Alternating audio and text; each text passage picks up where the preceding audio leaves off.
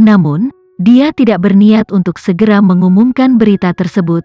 Hal ini karena jika tempat lelang diumumkan lebih awal, pasti akan ada banyak orang dengan hati atau niat jahat melangkah lebih awal ke tempat lelang. Mungkin saja akan ada orang yang tertarik dengan pil peremajaan dan ingin melakukan sesuatu tentang tempat tersebut. Oleh karena itu, Tama bermaksud untuk menempatkan ketegangan ini hingga yang terakhir untuk diungkapkan. Biarkan orang-orang kaya yang mendaftar untuk pelelangan, setelah tiba di Jakarta, penyelenggara Antique Hall langsung mengatur agar mereka check-in di Shangri-La. Saat itu, kamar malam $1 miliar, $10 miliar, atau $100 miliar, bebas buka harga sendiri. Bagaimanapun, ketika Shangri-La menutup manajemen terlebih dahulu, jika mereka tidak tinggal, tidak ada kesempatan untuk berpartisipasi dalam pelelangan. Apalagi kali ini, diam-diam bisa mempersiapkan renovasi ballroom Shangri-La, serta pekerjaan keamanan, untuk memastikan tidak ada yang salah. Tapi apa yang tidak diharapkan Tama adalah niatnya, tetapi oleh seorang wanita yang belum pernah bertemu, merasakan perbedaannya. Sinta dan Ayu adalah sama, keduanya adalah kelas elit yang dibudidayakan dengan hati-hati oleh keluarga besar.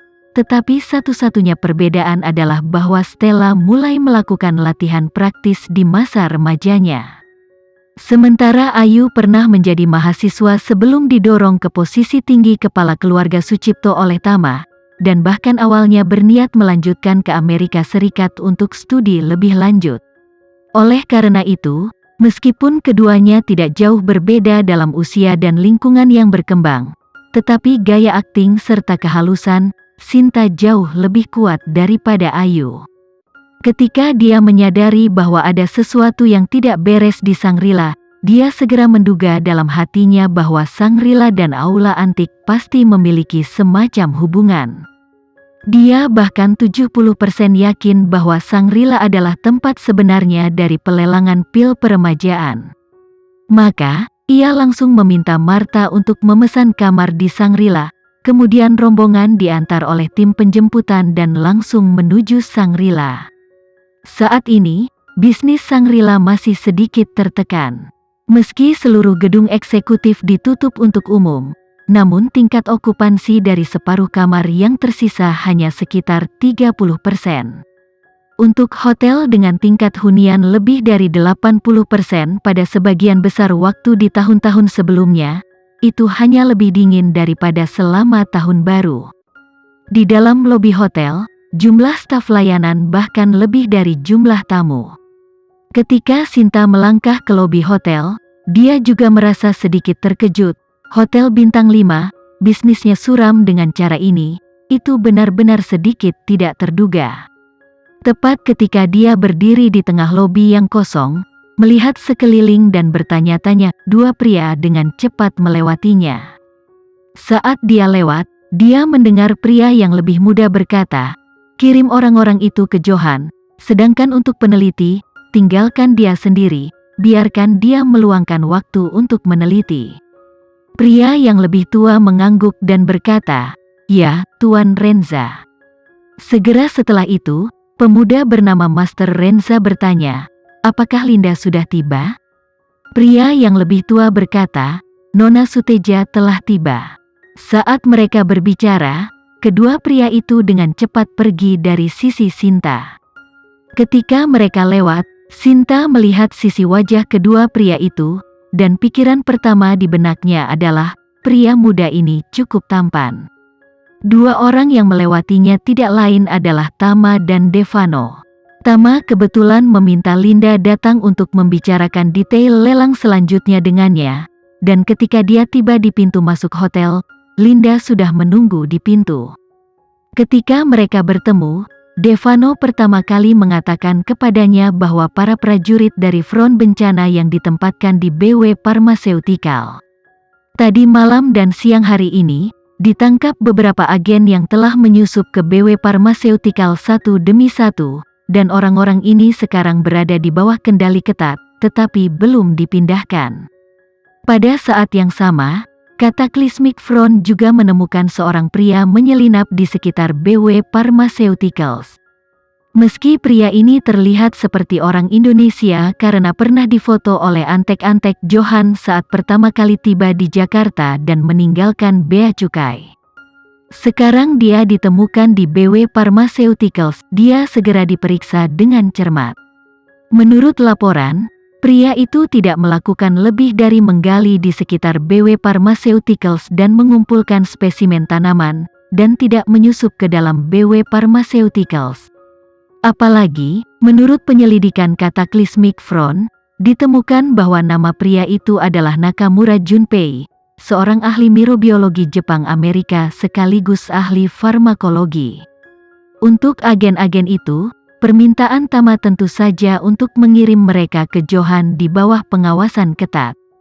Namun, setelah mengetahui bahwa Junpei adalah seorang pengembang narkoba, Tama tidak siap untuk menangkapnya juga. Sebaliknya, dia juga meminta Devano untuk memberikan instruksi untuk meninggalkan pria itu sendirian dan membiarkannya melakukan apapun yang dia inginkan. Lagi pula, Tama juga lebih suka mereka membuang lebih banyak waktu dan energi di jalan buntu untuk R dan D terbalik mereka. Ketika Devano melaporkan situasinya, sangat berhati-hati, banyak tempat digunakan secara samar, dan tidak berani memanggil tuan muda Tama di luar.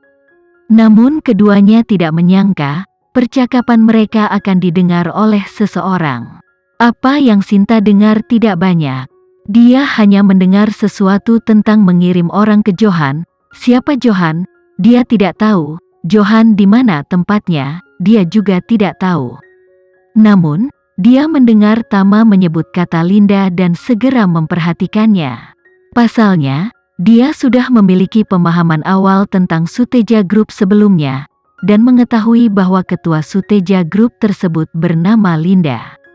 Terlebih lagi, dia mendengar kata Miss Suteja dari mulut Devano.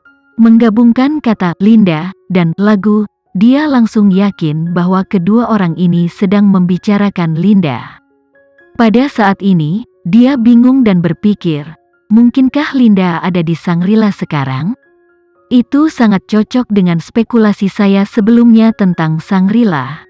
Dengan cara ini, kemungkinan pelelangan akan diadakan di Shangri-La telah meningkat dari 70% menjadi 99%. Angin puyuh, dia diam-diam berspekulasi, pemuda itu, untuk memanggil Linda dengan nama depannya, dan masih mengabaikan nama keluarga dan memanggilnya Linda. Itu membuktikan bahwa dia memiliki hubungan yang sangat baik dengannya, dan status sosialnya sama sekali tidak kalah dengan Linda, dan bahkan mungkin lebih tinggi darinya. Orang lain memanggilnya Tuan Renza, tetapi dia masih muda dan terlihat berusia 20-an. Orang itu lebih tua darinya, jadi mengapa dia harus dengan hormat memanggilnya Tuan? Dan, siapa pria paruh baya di sampingnya itu? Mengapa rasanya tempat ini adalah rumahnya sendiri? Memikirkan hal ini, dia segera memanggil Martina dan menginstruksikan dengan suara rendah. Marta, periksa informasi orang yang bertanggung jawab atas hotel ini untukku, sebaiknya yang memiliki data video. Saat Sinta check-in dan menginap di Shangri-La Presidential Suite, Tama bekerja sama dengan Linda dan Devano untuk menentukan detail tindak lanjut lelang. Saat ini, hal terpenting baginya adalah keamanan Shangri-La pada saat pelelangan. Lagi pula, dalam menghadapi nilai pil peremajaan dapat melebihi 10 triliun setiap saat, godaannya benar-benar terlalu besar, tidak tahu berapa banyak orang yang diam-diam akan menentangnya. Apalagi ketika saatnya tiba, hampir semua taipan papan atas akan hadir. Dalam hal ini perlu untuk memastikan keselamatan pribadi masing-masing. Kalau tidak, jika terjadi kesalahan, siapa lagi yang berani datang ke pelelangan di masa depan? Oleh karena itu, Tama meminta sistem keamanan Shangri-La untuk diselesaikan dalam 15 hari ke depan, dengan semua putaran baru peningkatan. Pada saat yang sama, dia juga harus memberitahu Yoshua untuk mengirim sejumlah besar tenaga elit tambahan dari front untuk secara ketat memastikan keamanan Shangri-La sebelum pelelangan dimulai.